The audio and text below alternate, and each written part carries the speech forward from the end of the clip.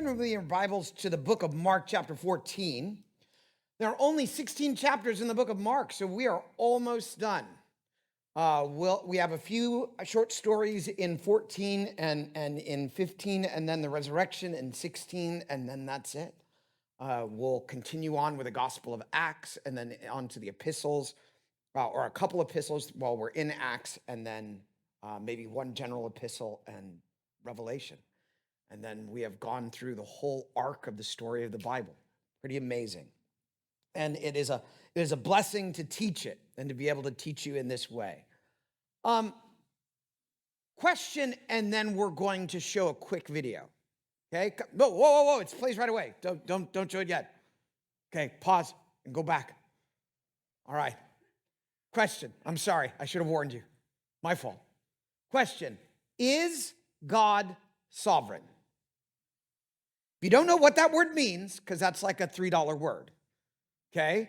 Sovereign means sov is all, total, okay? And then reign. So to reign over all. Is God sovereign? Okay, how many say yes, God is sovereign? Okay, if you do not have your hand up, we need to talk. Okay, if God is sovereign, then that means you believe three things about him. That means that God is omniscient. That means he knows everything. How many of you believe God knows everything? Okay, good. That he is omnipotent. That means God is all-powerful. How many of you believe God is all-powerful? Okay, good. That he is omnipresent. It means he is everywhere. How many of you believe God is omnipresent? Okay, good. We're on the right track. Again, if you have struggles with any of these, we need to talk, because that's how we define God. But here is the problem, and then we're going to hit the video, and that's this. If God is sovereign, which means he is everywhere, he knows everything, and he has all power, and he can control all things, how do you have free will? Roll it.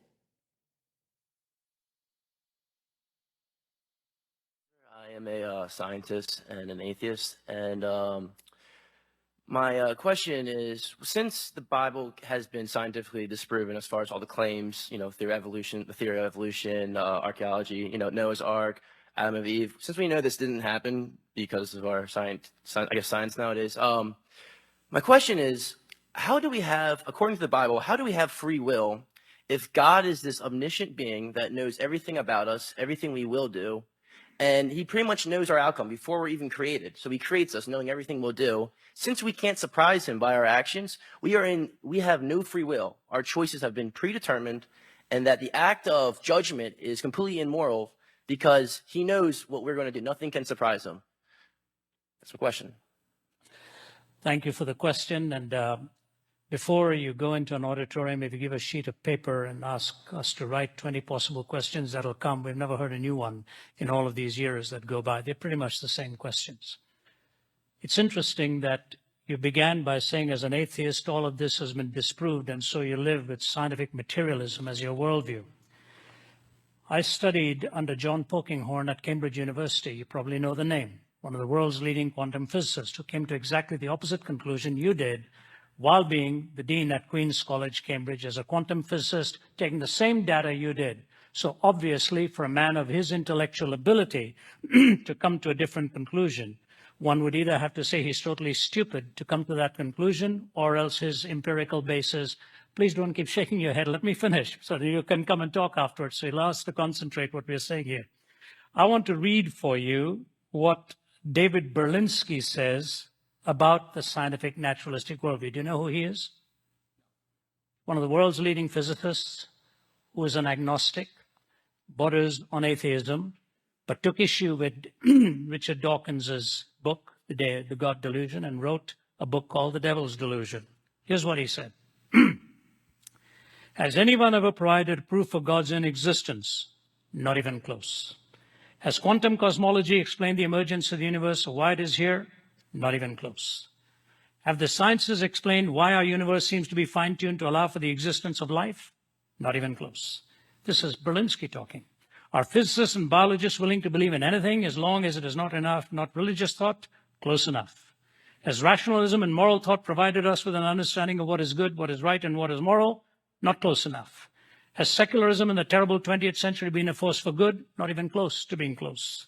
Is there a narrow and oppressive orthodoxy of thought and opinion within the sciences? Close enough. Does anything in the sciences or in their philosophy justify the claim that religious belief is irrational? Not even in the ballpark. Is scientific atheism a frivolous exercise in intellectual contempt? Dead on. Now, I didn't say that, all right? I'm not quoting myself. Please give me your name, sir. Ethan? Yes. Ethan, what you're wrestling with is not uncommon. Many people from a scientific and materialistic worldview will say what you've said and come to that conclusion. The problem is what you mispositioned was your concern between determinism and free will. Your application could have gone in many different directions, but you came to that one for some reason, which I was unfortunate, I think. At Cambridge, I listened to a talk at the Lady Mitchell Hall in 1990 by Stephen Hawking. As you know, he can't speak. He uses a speech synthesizer.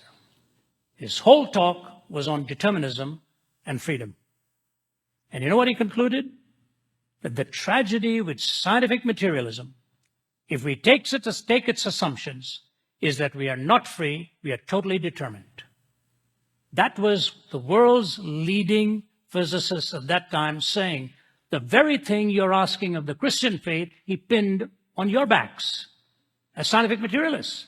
You can go right online and trace it. Lady Mitchell Hall, 1990, somewhere on March, April, May, that time. I was in attendance. And he said, the only escape I have is since I don't know what has been determined, I may as well not be. The whole auditorium moaned and groaned with an escape hatch that he gave for himself after telling us that we were completely determined. That's Berlinski's issue. That is actually even what people like Dawkins will concede, or Pinker. You read Steven Pinker and the others. So totally determined. So the question is, were you free to ask this question? Yep. I don't believe any of us actually have free will because we are strictly material. So you're actually, as a machine automaton, asking me this question? We are all made up of our past experiences. Okay, but you're not free then. You're not free. You're not making a truth statement. My truth statement. I mean, what I'm saying is our memories and our states. No, hear me carefully. If you're totally determined, Yes. you're pre-wired to think the way you do.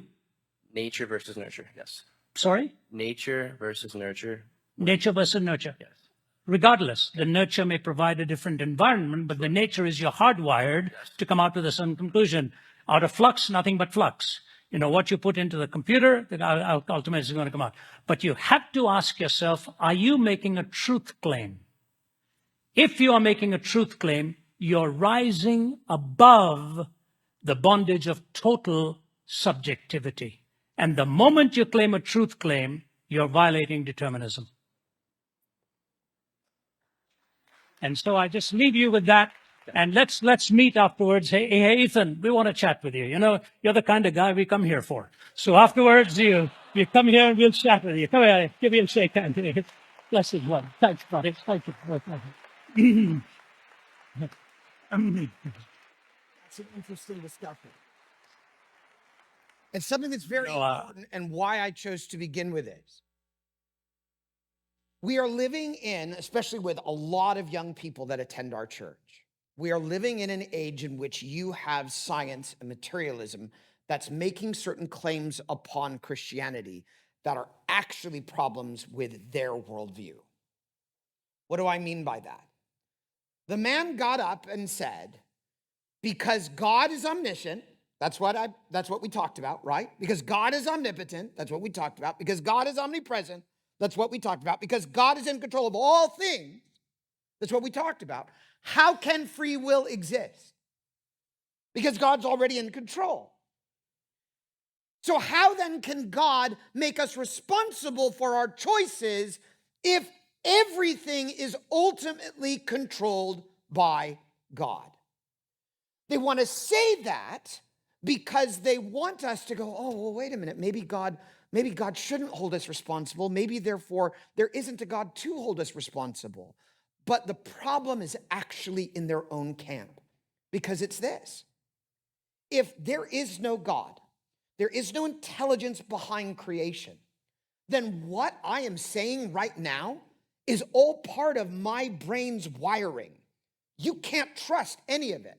I am programmed by natural laws of physics and chemistry and biology.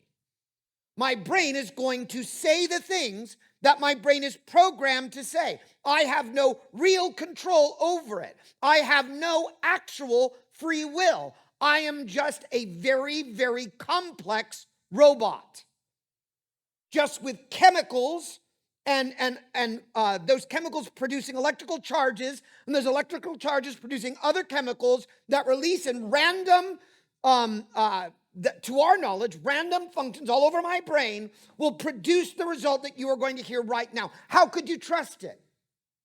Because your brain is hardwired differently than mine is. So you're going to produce different outcomes.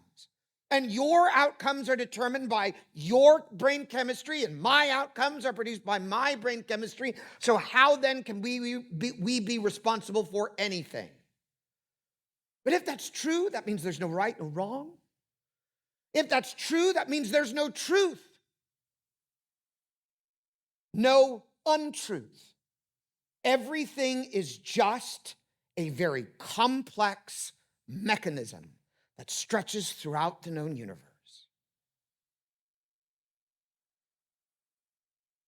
That's an ideological problem. But we, and this is why I love Ravi Zacharias' answer, but we are making, therefore, truth claims. And the moment I make that truth claim, I'm rising above my hardwiring. And I'm saying this is what is true for all peoples, of all places, of all times. And if I am just a complicated robot, I can't say that. I am contradicting my own truth claim,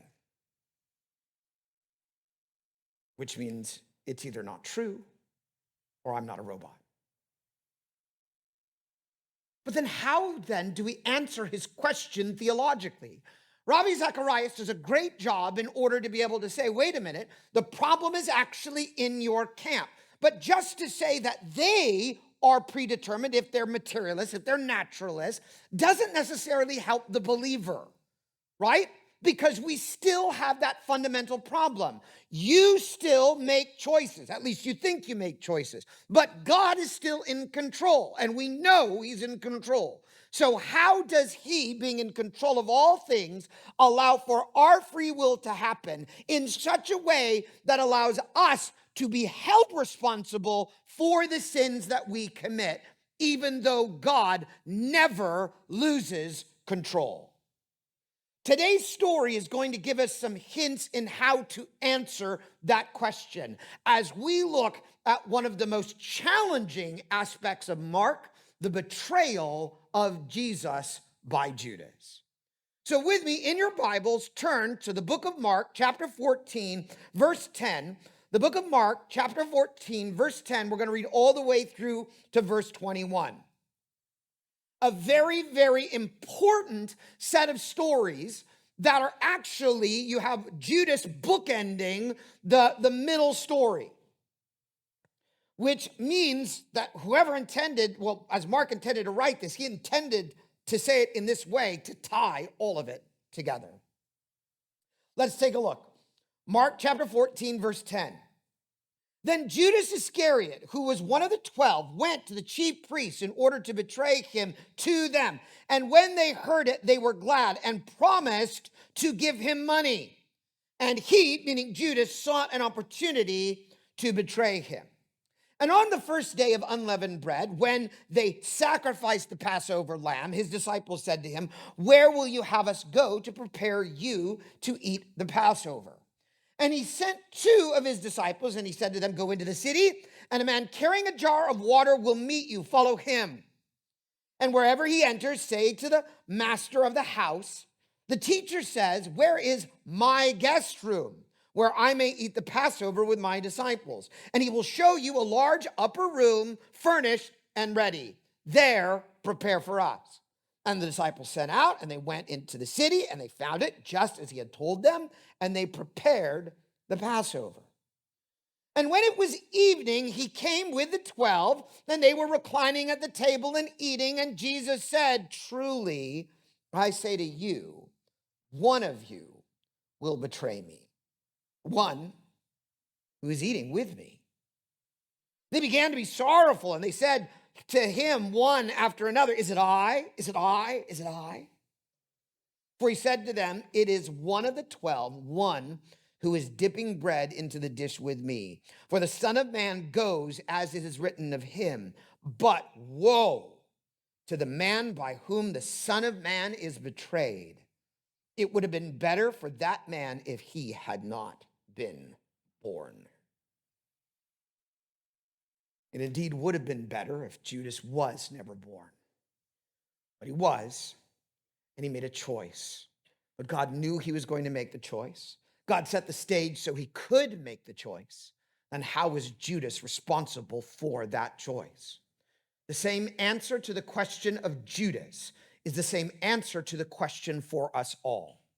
How Judas is responsible for what he did is the same reason why God holds all of us responsible for what we do. So let's take a look at this story a little more carefully in order to try to see how God is setting the stage for us to wrestle with the fact that, yes, God does know all things, but you still have choice. God is in control of all things, but we still determine how we will respond. It doesn't shock God. It doesn't make God go, oh my gosh, what just happened? It all fits with exactly how God designed the universe to be. And we'll see how that works.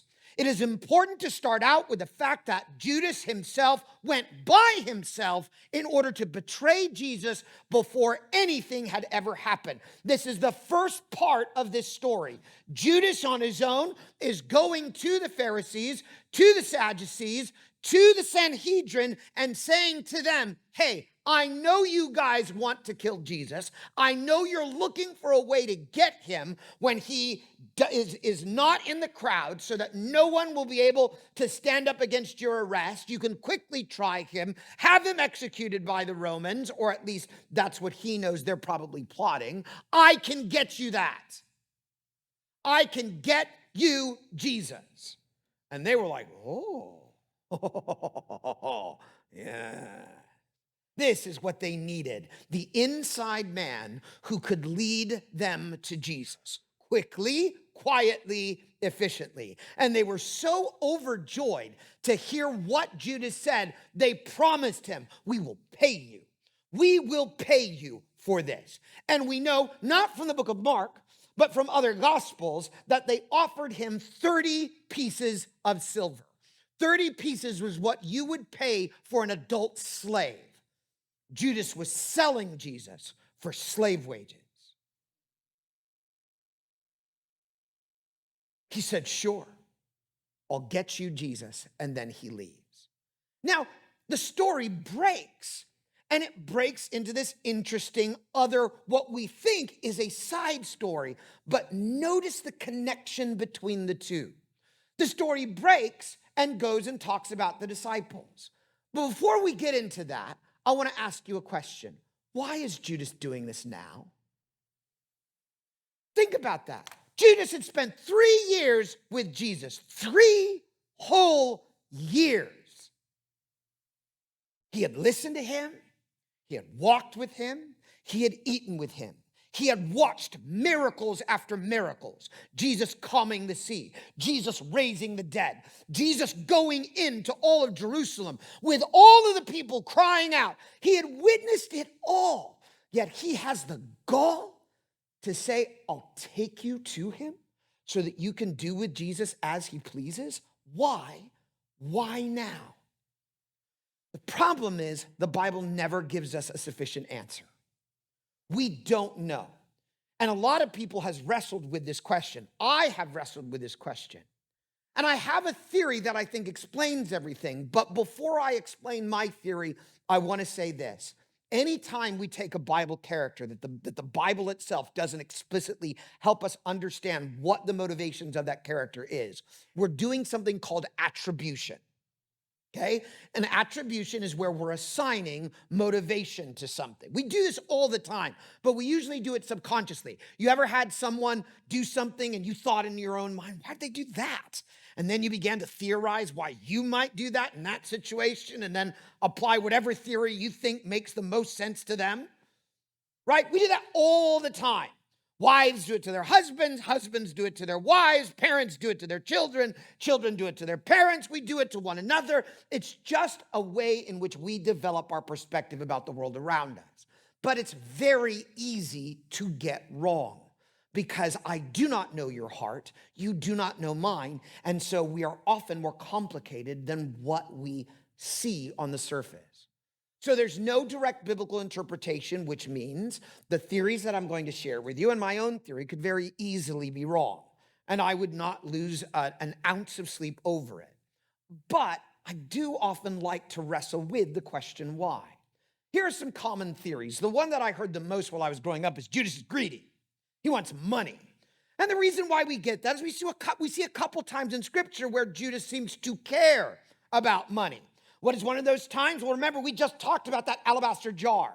And we know from John's account of Mary breaking the jar over Jesus that it was Judas who specifically scolded her. Why would you do that? That is so expensive. You could sell that, take the money, and give it to the poor. And people have theorized that Judas actually would take it, sell it, and be like, I'll give you the poor most of the money. And then he would pocket it himself. And that's why he betrays Jesus, because, hey, he's really in this whole thing for the money. He knows the whole Jesus thing is not going to go anywhere because people are trying to already kill him. So he thinks, I might as well cash in while I can. So he gets the 30 pieces of silver. Judas is greedy. Now, that is possible. That does explain some things. But one of the better theories I've heard is Judas felt betrayed. Why did Judas feel betrayed? Think about it. What if you dedicated your whole life to this church ministry? You started for 3 years solid. Now, I've been teaching here for 4 years, but let's say for the last 3 years, you have come, you have taken every equipping class you could take from me. You have been giving all of your time and attention to service and to the various ministries that we have, to cell group, to youth ministry. You have been, for all intents and purposes, my disciple. And every time you're not at work or at school, you're here at the church. This is very serious for you. You love the messages. You love all the things that you're experiencing here. You're just on board. And then you realize that for the last 3 years, I am not really the person that you think I am. That it has all been kind of a shell game, that I am not really going to do the things that you expected me to do. In fact, my whole plan was at the end of 3 years, I was going to take off and go to a different church. How would you first feel about this church? Second, and more importantly, feel about me? Would you feel a little betrayed? Would you feel a little bit, what did I just spend the last 3 years of my life doing? Right? Your whole plan was to just make a little money here and then you're out? What the heck, Pastor Daniel? What the heck, Daniel? I won't even call you pastor anymore because you're a jerk, right? That's what we would feel. We would feel betrayed. You take what Judas experienced for 3 years, more so than what I'm talking about with you. 3 years giving his whole life to Jesus. And now you see the Messiah that you thought Jesus was going to be enter into Jerusalem on a donkey, the entire city shouting out. And what does he do? He doesn't kick out the Romans. He goes and kicks out the temple. Great. Right thing, wrong place. Let's get serious here. And so he felt that Jesus was never going to do his messianic job. And so he thought, I'm out. I've wasted my life on him. I'm done. Possible. I like that theory, but I just add a little bit of a tweak. Here's my tweak. This is my theory. What if Judas saw the triumphant entry. Same thing, had his hopes dashed with Judas's refusal to act. But he also knows that Jesus has power. Power that he could use, but he's choosing not to. And he's angry with Jesus at this death motif. He's constantly talking about how he's going to be turned over to evil people and die. All right, Jesus, if you really think that's going to happen, let's put your words to the test. Because I think when push comes to shove, your power is going to flow. And so Judas justifies a plan of action by saying, if Jesus won't act, I'll force him to act. Think about it. To me, that makes sense. That Judas is a little angry with him. All right, you're talking about death again? Jeez. All right, let's see how far this train really goes. What if he actually is up against people who wants to take him and kill him? What would you do if you had the power and in a single word, all your enemies will collapse before you? Would you use it if death was on the line? I think Judas thought he would. But Judas was in for a wicked, wicked surprise. Then there's the shift. The story takes place, as I was beginning to say. We go from Judas talking about this betrayal to now all of a sudden talking about specifically the Passover feast. Now remember, they do not give us a timeline here. So this is not happening event after event after event. These are events that are all happening in the last week. So they're not thinking chronologically. Mark is still thinking thematically. So he tells us the theme, Judas tries to betray Jesus, and now we get this insertion of this theme of the Passover and what happens for Jesus to celebrate the Passover. Now, the timing is important. The timing is this is the day before, or what we would consider the morning of the Passover feast. It's happening that night. Now, how many of you celebrate Thanksgiving in your home? How many of you celebrate Thanksgiving? Okay, how many of you celebrate Christmas in your home? How many of you celebrate Christmas? Okay, we're going to stick with Christmas because more hands went up. Okay, you're going to celebrate Christmas. What would you think if all of a sudden, wives, your husbands come to you and say, the morning of, or we should say the morning of Christmas Eve, okay? Dear, where are we celebrating Christmas this year? Husbands, what would you think of your kids that came to you and said, Dad, Christmas morning, what are we doing for Christmas? You're asking us now? Did you have other plans? What in the world are you thinking? That Passover is like Christmas to them, okay? This is one of the most important holy days in their Jewish calendar. And that morning, the morning of, the time when they are actually having people go to the temple with the Passover lamb, wait in line in the temple to have a priest come by, kill the lamb, drain the blood, offer the sacrifice, cook the lamb, and take it home. They're already doing that. That would be like Thanksgiving morning, waking up and going, we need to buy the turkey. And they go to Jesus. And they say to Jesus, what are we going to do for Passover this year? Morning of. What do you want us to do in order to prepare the Passover for you? I mean, they're thinking he's got power. He's got the ability. He's got the juice. Tell us what you want to do, Jesus, and we'll do it so that we might be able to eat the Passover feast together. And Jesus does. He says to them, he takes two of his disciples aside. Most likely one of them is Peter. And he says to them, all right, here's what I want you to do. He says, you're going to go into the city. And when you go into the city, you're going to see a man carrying a water jug. What does that mean? That man has gone out of the city or out of his house into the center of the city. He has gone into the spring that flows up into the center of the city, drawn water from that, and is now walking back to his house.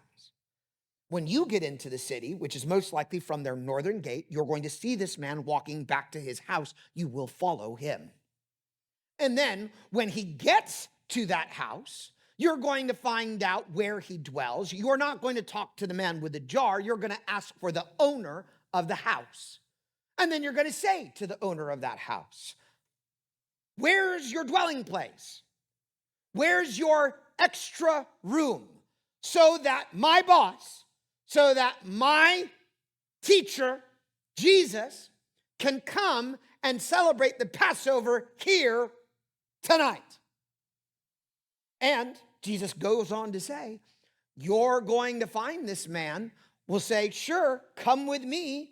He'll take you upstairs in his house. There'll be this little room on top of all the other rooms. It will have all the furnishings, all the equipment you need. Prepare for the Passover there.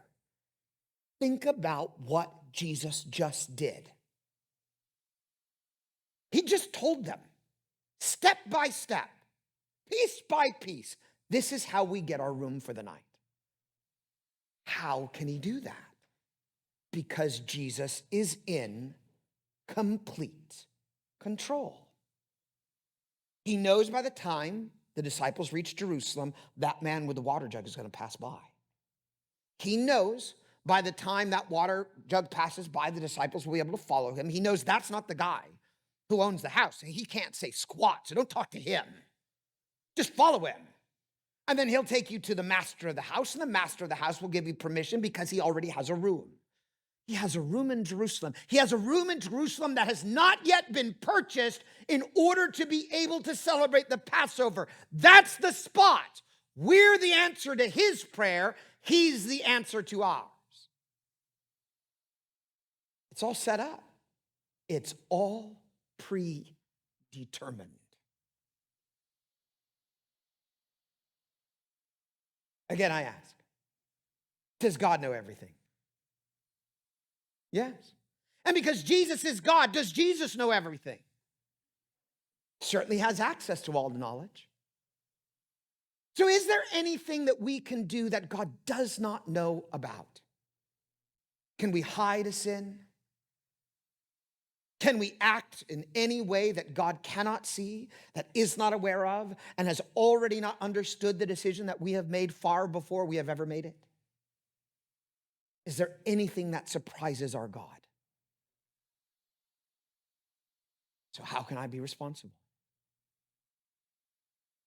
God already knew what they were going to do. He already knew the man was going to walk by. He already knew the disciples were going to follow him. He already knew the man was going to say yes. He already knew. How can he then say, then why did you do that? Because you already knew that I would do that. You already made me with all the things set up in my life that I would make that choice. How can you hold me responsible for that choice? And then we get into the exact same situation with Judas. Because the disciples go. And everything worked out exactly as Jesus said. They saw the guy with the water jug. They followed him. They went to the house. They said, hey, do you have an upper room? Sure. Can we use it in order to celebrate the Passover? Absolutely. They got to the upper room, and it was already thoroughly furnished so that they, those two, could be able to set up the exact Passover meal that Jesus was intending to spend with them. Now, the whole what happened and then what happened and what happened and what happened at this meal is not told to us in Mark. We get a better understanding of that from John. But this is one of the most important things that Mark said happened at this Passover feast. And what was it? They're lying down. They're already eating together. It was the evening time. All the 12, all the disciples are lying down with Jesus eating this Passover meal. And as they're sharing the meal together, Jesus leans in and he says these horrible words. Truly, I say to you that one out of you, namely the one eating with me, will betray me. Not one of those 70 others who were kind of the disciples, but outer circle disciples. Not one of the 120 that were often hung around with Jesus. One of the 12, the closest people in Jesus's life, one of them was going to turn around and betray him. And think about it. He says this fully knowing Judas already set it up.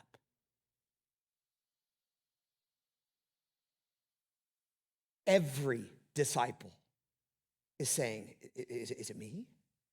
Am I the one doing it? They're all thinking, Jesus knows. We just experienced it. Jesus knows every step we're going to take. Am I going to be put into such a situation that at this vital moment, I'm going to make the wrong choice and I'm going to betray Jesus?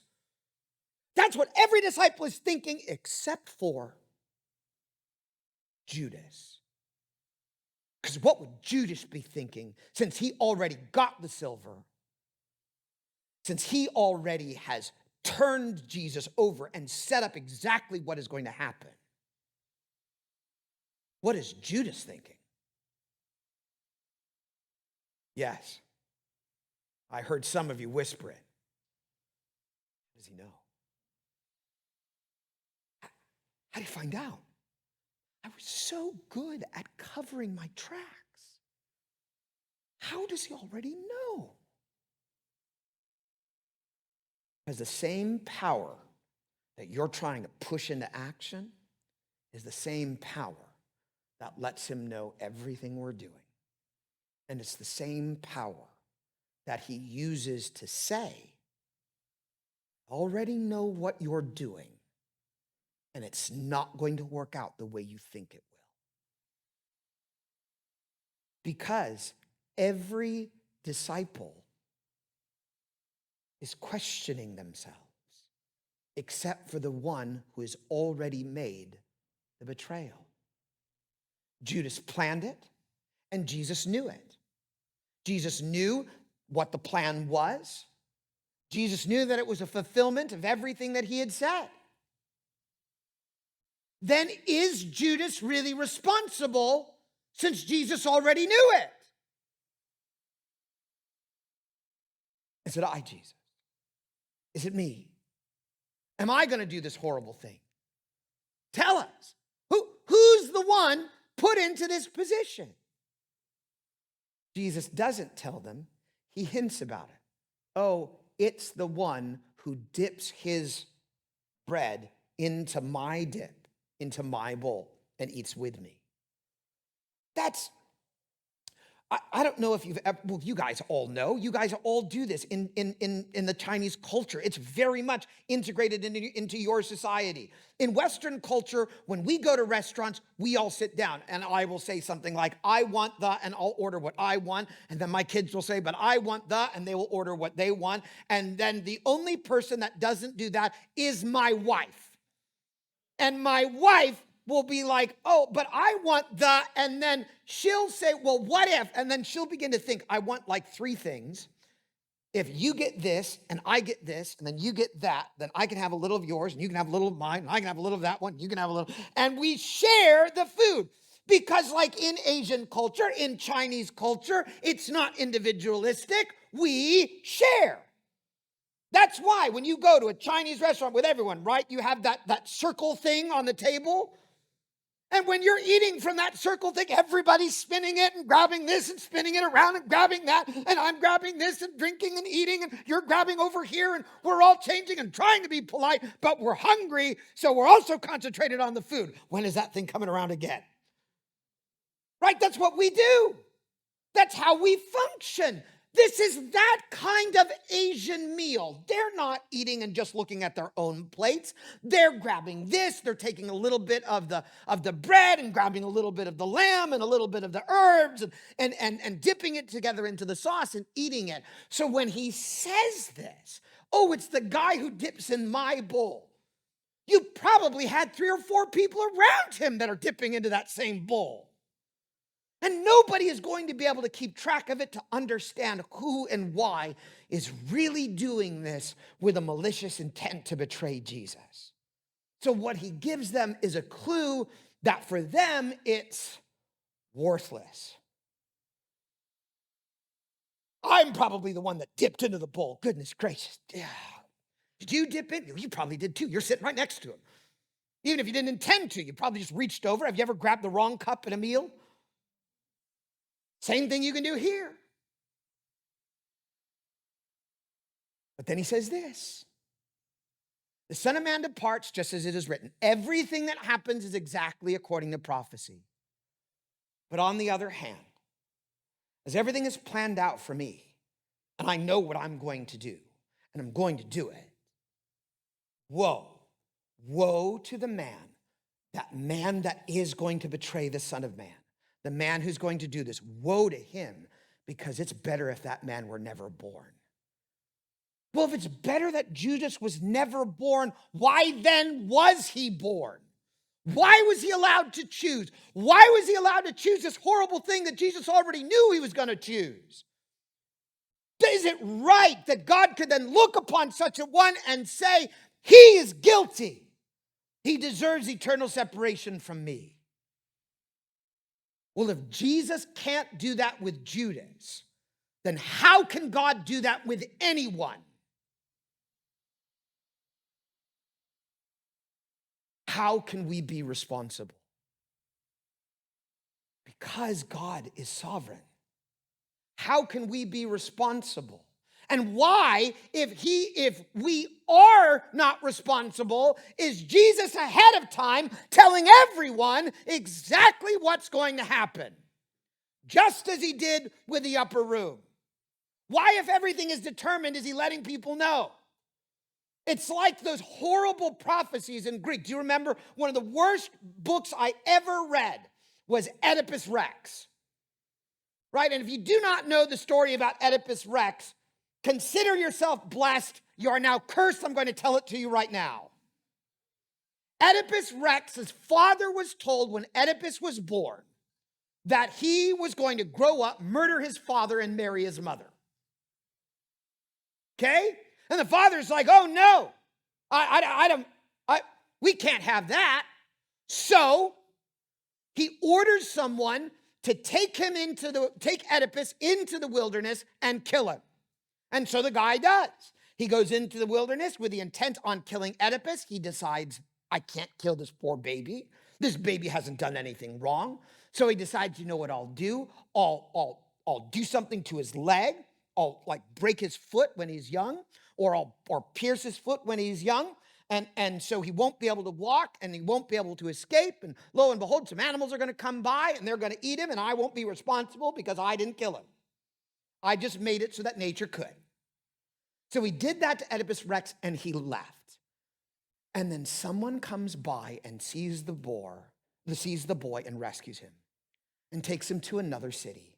And in that other city, he grows up, and he's actually adopted by the king and queen of the city, and he's raised to be a very powerful, good man.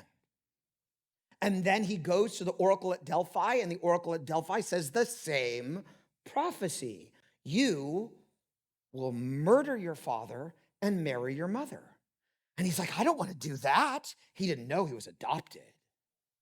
I didn't want to do that. So he decides to leave. And as he leaves, he's walking down the road, and he runs into his father, who's trying to save his city from a terrible plague brought on by a sphinx. And then he tells Oedipus, get out of the road. And Oedipus is like, no, you get out of the road. And he fights with his dad and kills him. Then he goes, solves the sphinx's riddle, and as a reward, he gets to marry the queen of the city, who is his actual mother. And this is what bakes our mind. If the prophecy was never told to the father, would the father have ever tried to murder his son? No. And if the prophecy was never told to the son at Delphi, would he have ever left in order to murder his father? No. That's why the Greeks struggled with the concept of predetermination. Maybe everything is predetermined by the gods because they tell us exactly what they want to tell us in order to direct us to do exactly what they know they'll do. So why then is this what Jesus is doing? Is he being like this oracle in order to set the wheels in motion, in order to have people do the things that he expected them to do, in order to bring about the results that he wants? No. And the reason I can say that is because of how this story is written. Jesus is proving that our agency in the midst of his sovereignty is still there. We still choose. God is in complete control, but we still choose. Why? What is it? What do I mean by it proves our agency in the midst of his sovereignty? Because remember what happened first. Jesus didn't tell him, and then that set the wheels in motion, that maybe Judas would be the one to betray him. They go into Jerusalem, and Judas plans on his own, I'm going to betray him. And then Jesus tells them the whole plan of what's going to happen. And then he gives them the warning. If you go through with this, it is better that you are never born. And Judas still goes through with it. He planned it. He was warned that was a dumb idea. He was told the consequences of that dumb idea, and he still chose the dumb idea. Ladies and gentlemen, we are Judas. Because God has given us clearly in his word everything that is smart to do and everything that is a dumb idea. That's just called sin. And God warns us what happens when we sin. He warns us of natural consequences of our sin. He warns us of eternal consequences of our sin. And he tells us, you don't have to go down that road. But we choose to anyway, understanding that it's wrong and understanding the result. We are Adam in the garden when God said to him, hey, do you know if you eat of that tree, do you know what death is? Yeah, I know what death is. You will die. Okay, I know, I got it. I don't want to die. I'm not going to eat of the tree. And what does Adam do? He eats of the tree. He knows full well what's going to happen. We know full well what's going to happen, and Judas knew full well what would happen, and we chose it anyway. Well, wait a minute. How does God know and it not being controlling? That's what the guy is asking, right? God knows everything so much. How is that not controlling? Think about this. I love this little meme. We're going to be best friends forever. Besides, you already know too much. And the reason why I love it is because I have a best friend like that. I know way too much of my best friend.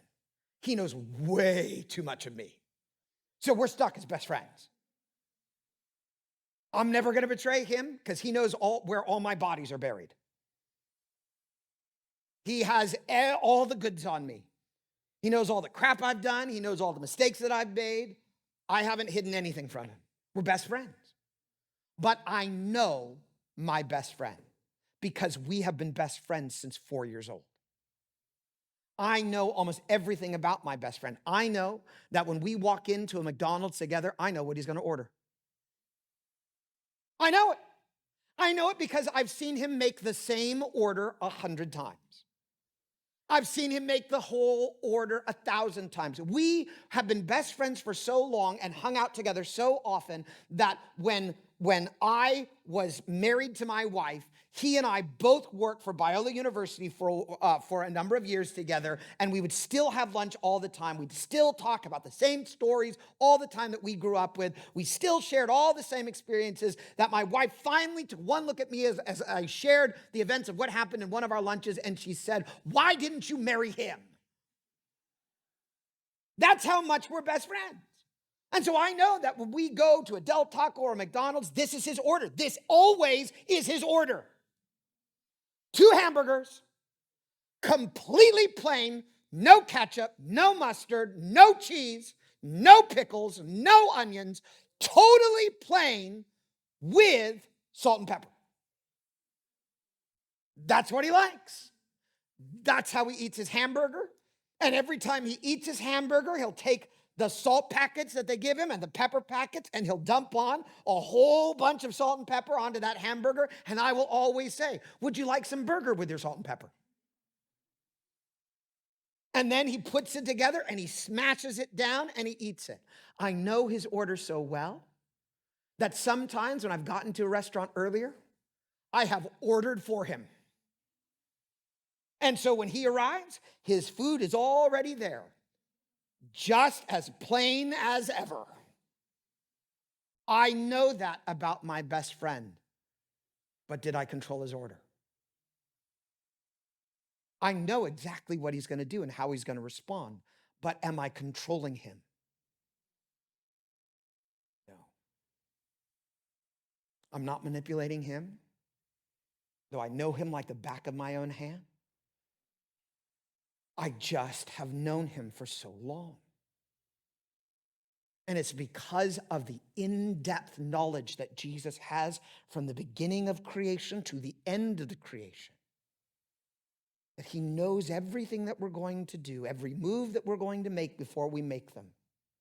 But yet, he has not forced us to do any single one of them. That's why he knows us.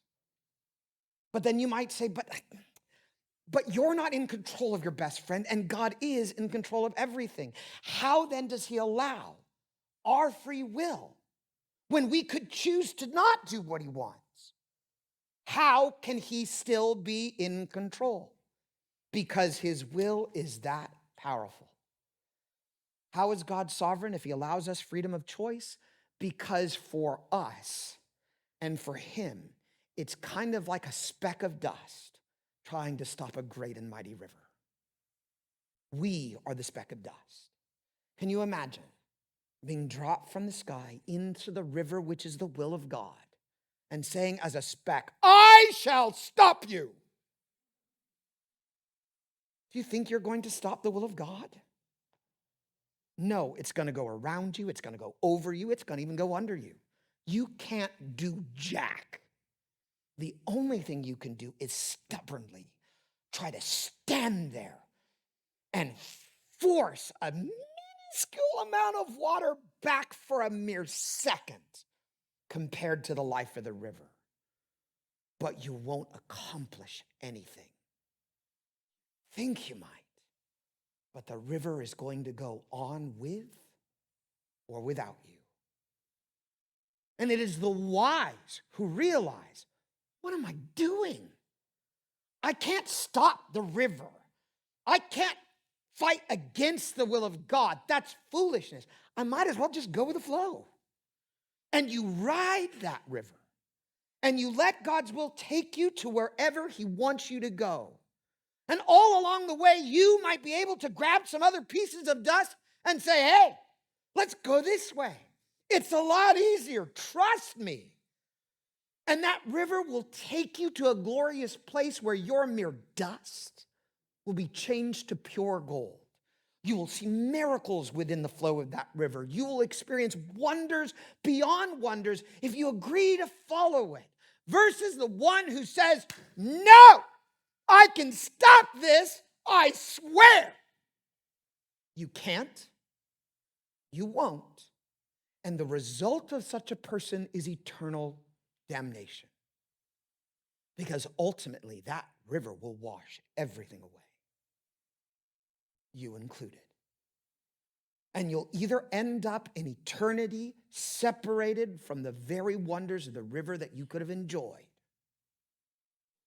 or you will enjoy the bounty of following God's will forever.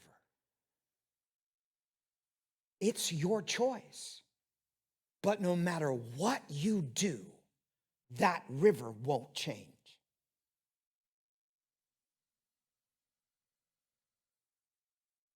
This is kind of a heavy topic on a Sunday. I mean, we're jumping into some philosophically deep stuff. Why? Why does this matter? Who cares? Well, it matters because if free will exists, then it allows God to hold us responsible for what we do. You freely make the choice. Therefore, you're freely responsible for the outcomes of your choice. And you bear the consequences for that choice. But if we remove free will and just rely on God's sovereignty, and we treat free will like an illusion, then we are all nothing more than biological robots, no essential difference from the angels themselves. The angels were allowed one choice. They made it. They will forever abide by the consequences of that one choice. God didn't want us to be like the angels. He didn't want more slaves. He wanted free children. And so he devised the only way, the best way, the most powerful way to still maintain total control of all things. Yet, within God's sovereignty, you have choice. And your choice leaves you without an excuse. You cannot go before God and say to God, but God, you just wired me that way. But God, you just set me up in front of all those circumstances. You knew I was going to fail. I had never had a chance. And God says, you did. I gave you all the chances you need to choose me, but you never did. You are responsible for the choices that you make. The knowledge and control that God has never removes our responsibility. And since we are responsible, we stand before God on a day of judgment, and he says, did you pick me? And for those that do, welcome to the eternity of your reward.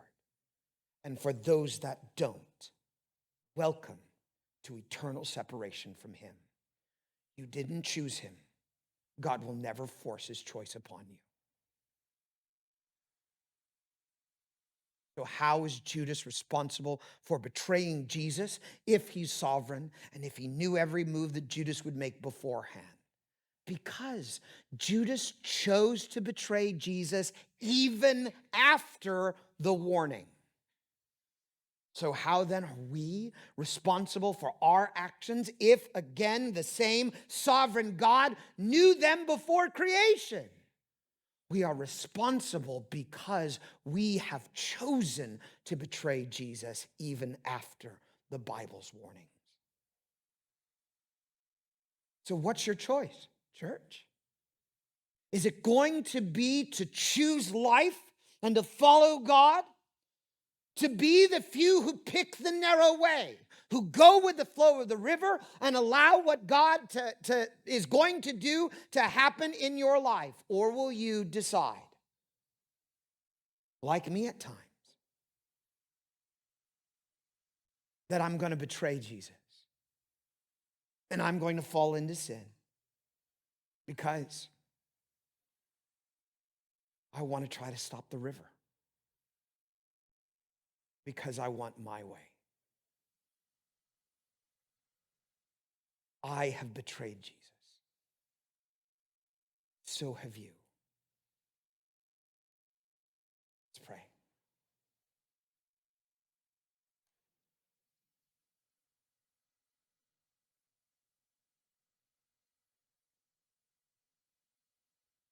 I do not stand here on this Sunday morning telling you of the exalted nature of my deeds. I'm telling you that I have behaved as Judas had. I bear the responsibility for my sin. And God at any moment could, with every right, judge me for every sin that I have committed. But all praise be to Jesus, who even in the midst of my rebellion sacrificed himself for me and gave me one more choice. Choose him. I did. I gave up and I followed the river. Church, are you joining me in that choice?